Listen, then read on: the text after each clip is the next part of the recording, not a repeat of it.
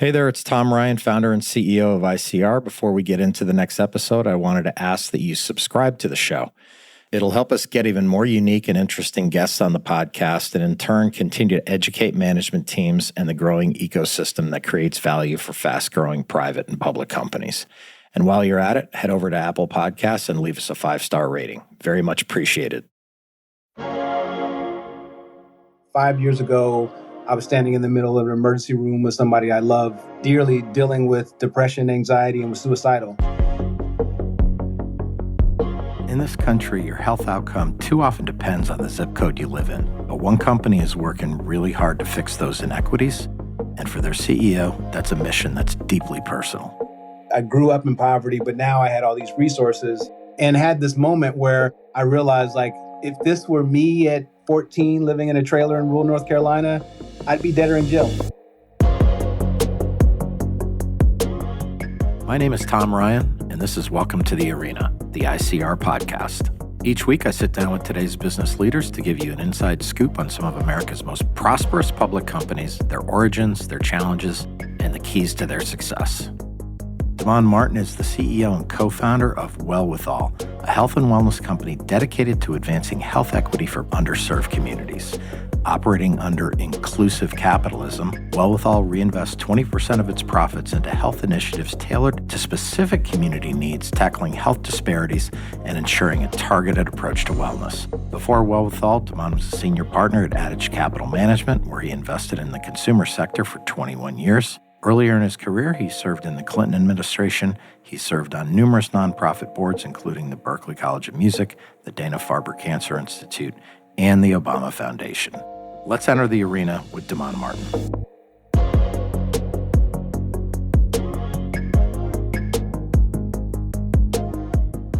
Damon, welcome to the podcast. Tom, thank you so much, man. I really appreciate you having me. Yeah, likewise. So I think to frame out the conversation we're going to have about WellWithAll and some of the other stuff you've done, I think it's really important to talk about your background and upbringing, if you don't mind. Sure. And I'd love to know, maybe, take us from kind of where you were born, kind of through college. How did you kind of navigate your way around, and tell us kind of your story?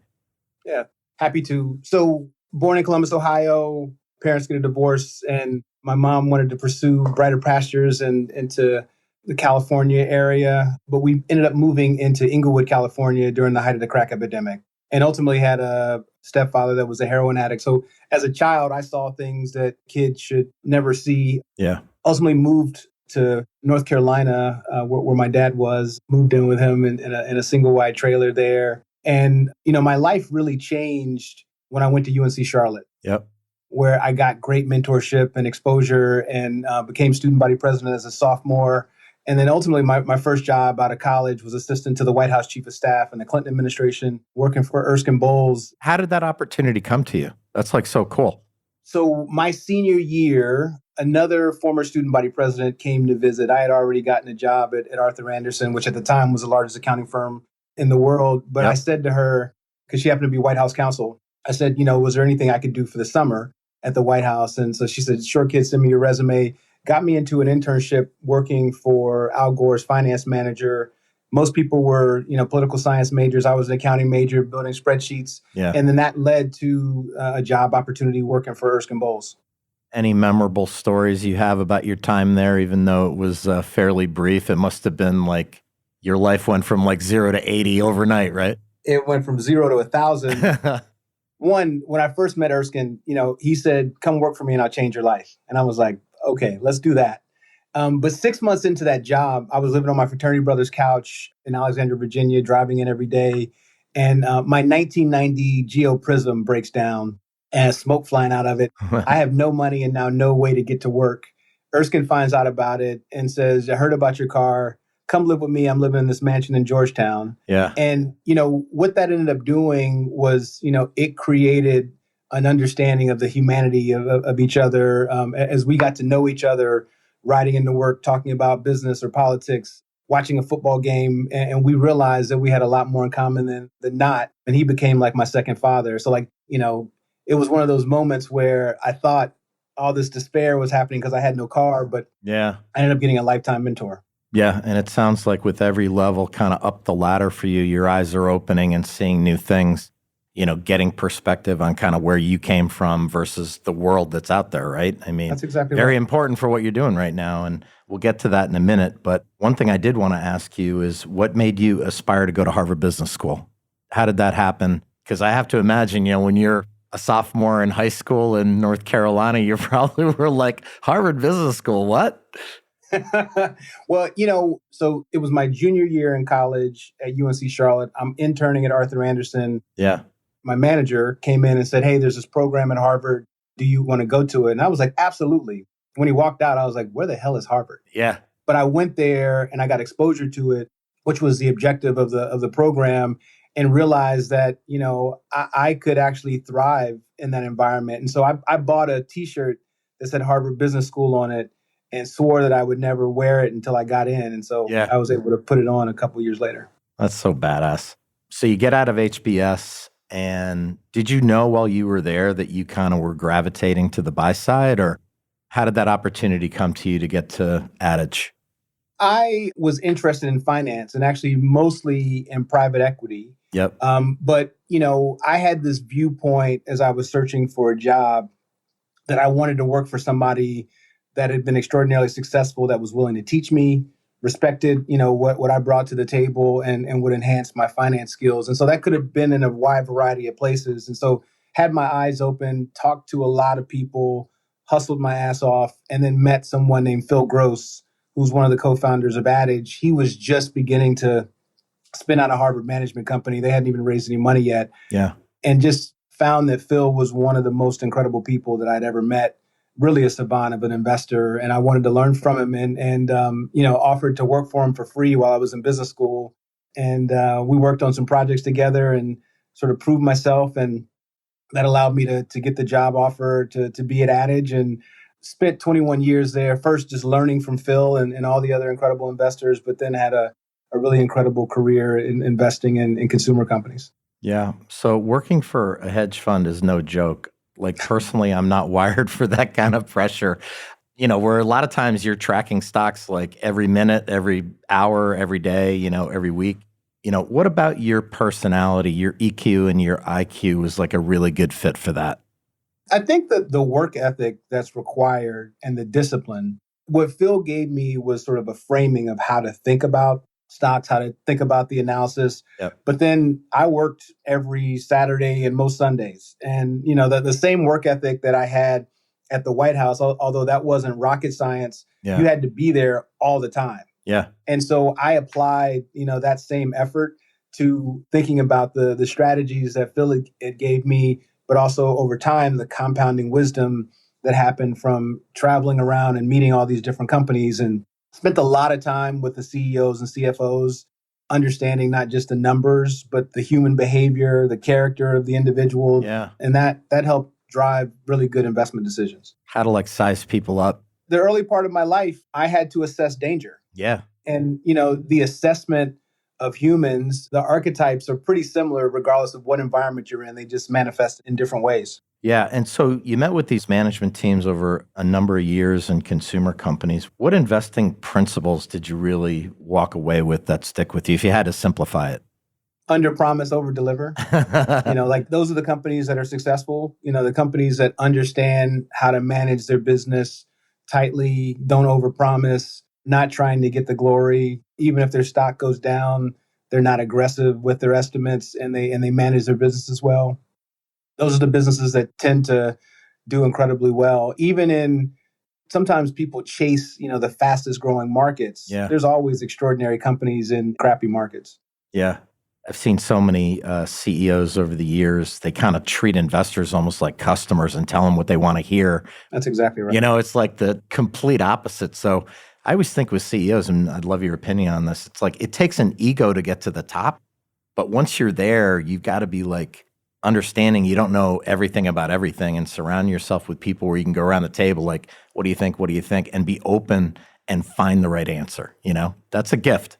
Yeah, it is. And, you have to have an unwavering optimism, Yeah. right? And at the same time, be really comfortable having a bunch of people around you that are smarter than you. For sure. And understanding what you don't know and what you actually do is a really important talent that I think most folks don't have. Totally agree. And you had a great run there, obviously. Do you have like a stock pick or two that is really memorable to you that, maybe no one else saw and it had like a tremendous run? I think the greatest one, quite frankly, was Burlington Coat Factory Interesting. or Burlington. You know, I had a large investment many years prior to that into TJX. Yep. And so understanding the off-price market and also understanding what was happening with the apparel manufacturers, the mall-based retailers and the department stores, how they went from, hyper growth to no growth to contraction. And that meant that the apparel manufacturers that were selling into them had to find other places to sell their product. So you had what I call like a melting iceberg, Yeah. where you had this big group of sales that were concentrated in these large retailers that ultimately every year were going to the off-price retailers and Amazon because they were able to offer the same product for a cheaper price point. Burlington was a 10X. And it was also at a point in my career where I was senior enough to be able to make a really, really big bet. Yeah. And not only Burlington 10X, but then the other side of the underweight that I had hedging that position, went down dramatically as well. So that worked out pretty well. Yeah, that's a great one. So throughout your run at Adage, which was a great one, I'm sure you were always thinking about giving back to the community. And that a lot of times when you're busy and you're dedicated, and like you said, you're working 7 days a week, a lot of times that means like stroking a check to people. But what you're doing now is way bigger and far more meaningful. When did this kind of idea hit you that led to WellWithAll? And why did you decide to like put all your chips in and go for it? The spark of WellWithAll was actually birthed out of tragedy. 5 years ago, I was standing in the middle of an emergency room with somebody I love dearly, dealing with depression, anxiety, and was suicidal. And, you talk about getting your heart ripped out every day for 3.5 years. What I realized with the greatest clarity is that I was on the other side of inequity. Like I grew up in poverty, but now I had all these resources and had this moment where I realized like, if this were me at 14 living in a trailer in rural North Carolina, I'd be dead or in jail. Like those were my two choices. And so many people in this country are in that exact same scenario. And I started thinking about like how I could actually impact health equity in a significant and sustainable way.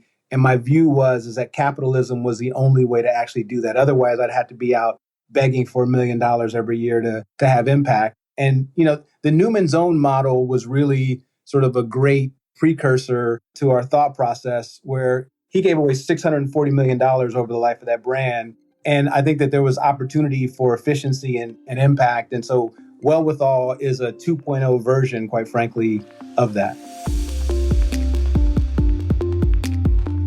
I was excited when Damon brought up the Newman Zone brand. I actually grew up in the same town where Paul Newman lived most of his adult life, Westport, Connecticut, and I don't think he gets enough credit for the philanthropic enterprise that he built. Damon had an interesting take on why that mixture of capitalism and altruism is needed to drive social change. There aren't enough tax dollars and there's not enough philanthropic capital to actually solve the problems that our country is facing. And so capitalism has to have a role in this as we move forward. And, there's a great saying is self-interest is essential, but selfishness is not. There's an opportunity here, quite frankly, to just build a really extraordinarily big business and help a ton of people. Yeah, for sure. I heard you say a quote that stuck with me, your zip code shouldn't determine your destiny. For people who kind of just aren't in it every day, talk about some of those zip codes, talk about the community issues. We'll get to the products that you've launched, but there's, a real strategic thought process behind those. I know there's health issues and things like that. Maybe comment on those areas. So here in Boston, where I am, if you look at Back Bay, which is a wealthy area, 3 miles away from Back Bay is Roxbury. Yep. The life expectancy difference in that 3-mile radius is 23 years. If you look at the north side versus the south side of Chicago, it's 30 years. Throughout the country, rural America versus the suburbs, et cetera, there are all of these gaps that exist, and people are living shorter, sicker lives unnecessarily. It's not their DNA that's the determinant of it. Yeah. What they're putting in their bodies, the education and the healthcare that they're getting, are driving these differences. And we can actually impact that. We can't solve everything, but we can certainly do something. Yeah. I mean, look, you're not going to solve anything overnight, but the point is you got to get started somewhere. So tell us about what the business looks like today and, how has it evolved since you founded it? So one of the people that I invested in like 17 years ago is a guy, Mike Archibald, who was president of Vitamin Shops and then went on and became the CEO at GNC and just had a long career in consumer. He came on with me and my co-founder, Carmichael Roberts. And so the first line that we started with, understanding that health and wellness was the area that we wanted to really address, we started with a line of supplements because that was just easy from a supply chain standpoint, and we could build extraordinary and quality product. From there, we've done some amazing partnerships that allowed us to actually launch this all-natural energy drink, only 80 milligrams of caffeine, same as a cup of coffee. Yep. Fast-growing market, but you might say, well, why does a health and wellness company launch an energy drink? Well, one of the highest caloric impacts of the American diet is sugary sodas. Yep. And so having an alternative to that, and it tastes fantastic, is just a huge opportunity for us. Yeah, and I think like having that caffeine dose about the same as coffee, I'm just giving my own opinion. I love that because I've had these other ones where you have like half a can and like they have to scrape me off the ceiling. Like your heart is pumping and you know what I'm saying? Like I don't want that. Yes. I don't want that level of, I don't know what to do with it, but I think that's such a, like, talk about like thread the needle in the market of those energy drinks. I think that's exactly where you need to be. And I had the benefit, right? I've been in this industry for, 21 plus years. Yeah. I could actually go and talk to some of the professionals in the market that I've known for years and say, what are you actually missing? What can I do that actually would benefit you and your customer base? And this was one of the areas that made a ton of sense. Yeah. And, when you're into doing something, inclusive capitalism, philanthropy, your products have to stand on their own regardless of a good cause, right? So yes. How'd you get into like Target and Walmart and other large retailers? How'd you break into that channel? Well, again, we developed extraordinary products, right? Like if you look at every Target store in Chicago, there's these better for you coolers and, WellWithAll Energy is in that. There's a separation that's happening in the market, much like I talked about the melting iceberg that you would want to be underweight in the early 2000s in the department store and mall-based retail. Yep. The sort of sugary sodas and so forth, kind of fit in that category. And every year there's going to be a seeding of that share, and retailers and distributors alike are looking for folks who can fill that gap. Yep. And so we've had an opportunity because we're providing something that they really need and the customers want to have those relationships. Yep. Well, you've got a long runway ahead of you, and looking out 5 years, kind of what are the 2 or 3 things that you really want to accomplish, and what does success look like for you 5 years from now, let's say? Yeah, we have a different success mechanism that drives all the key metrics that you would typically think about, but the orientation is different. And I'll take it to 10 years. Over the next 10 years, we intend to put $300 million in the health equity to impact these issues that we've been discussing today. And when you have an underlying sort of vision and purpose, everybody is focused on that. So all of the things that have to happen, but that's the driver. And that's what we'll be judging ourselves, on. And again, it's not, just EPS or profit or sales, Thank God. It matters in a much deeper way. 100%. How did you and how are you funding it? I would imagine, with success comes capital needs and all of that. How do you approach that? Yeah, I mean, the initial capital was me and my co-founder, and then our first investor was Ken Chenault, and we've had, Jonathan Kraft and Jeremy Sklar and David Fialco, who started General Catalyst, and we've had some extraordinary folks to join us, and you'll be hearing about some of the folks who have maybe a more of a celebrity orientation to them that have also joined, which has been pretty cool to just see the diversity of people that not only see the opportunity economically, but also just believe in the construct of what we've developed. Yeah. I mean, I think for most people, you spend most of your life with your head down trying to have a good life and maybe accumulate resources and stuff. And I have to imagine what you're doing is attracting some super interesting people who, the light bulb goes off and be like, I want to be a part of this, right? Yeah. It's part of the theme of my book, Friends of the Good. having extraordinary people around you, show me your friends, I'll show you your future, right? Yeah. And by being with such incredible people that have been with me in times of despair and success, it's made my life fuller, but it's also allowed me to accomplish a hell of a lot more than I ever dreamed. Yeah. Are you still on the board of the Obama Foundation? I am. What's that like? How'd you get involved with that? President Obama is just an extraordinary human, and when he asks you to do something like come and help him, You say yes. Yep. And it's been a tremendous honor because we've done some really great work, and we're really just getting started. We'll open the Presidential Center there in the South Side of Chicago, and that will be a gathering place of just tremendous magnitude where a lot of great problems will get solved, and tremendous leaders in this time that they're so desperately needed are being developed. Well, you had a couple of decades at Adage, but I kind of feel like the bookends have been somewhat political. Working at the White House, you get a flavor for that. Being involved with the Obama Foundation, and then obviously giving back.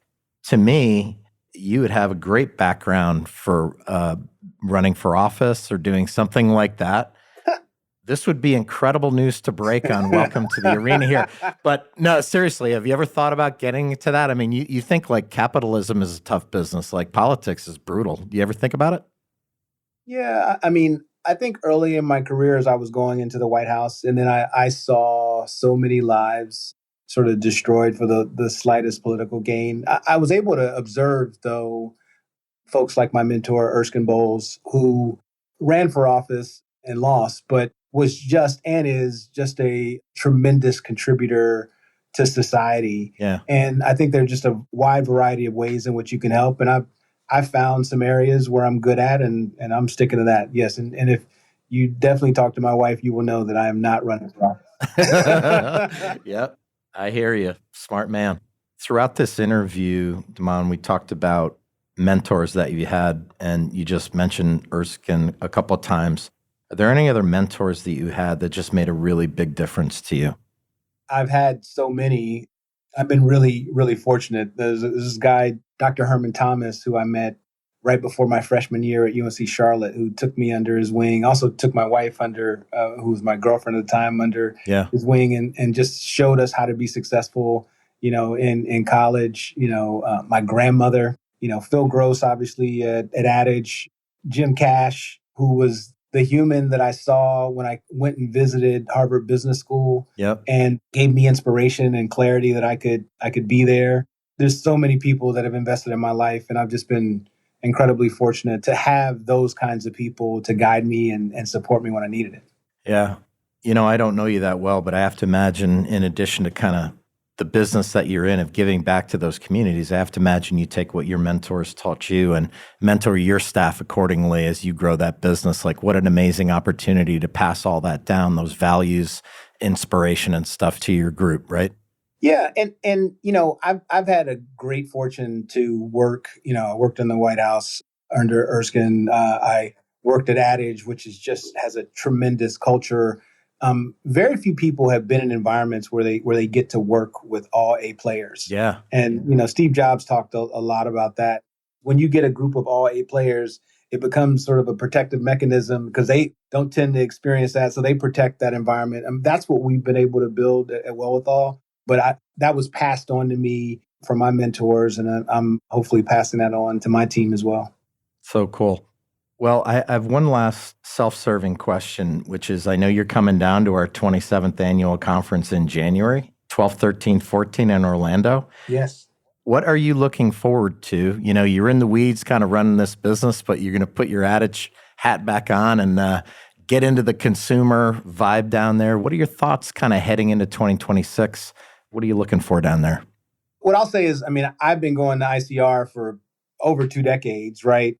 And what you all are masterful at doing is bringing together extraordinary people and putting them in a room. And, when you're around extraordinary people, great things happen. So I'm just looking forward to spending time with the bright minds and gaining wisdom from being around the crew, and also making the very clear and distinct point that capitalism can be used for good.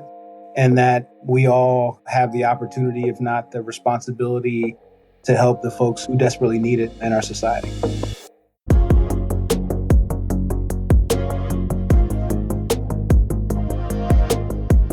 That was Damon Martin. The company is WellWithAll, and they're leveraging inclusive capitalism to address important issues of fairness and equity in underserved communities. Damon has had an incredible career, and while it's still early days with WellWithAll, they've already seen incredible success.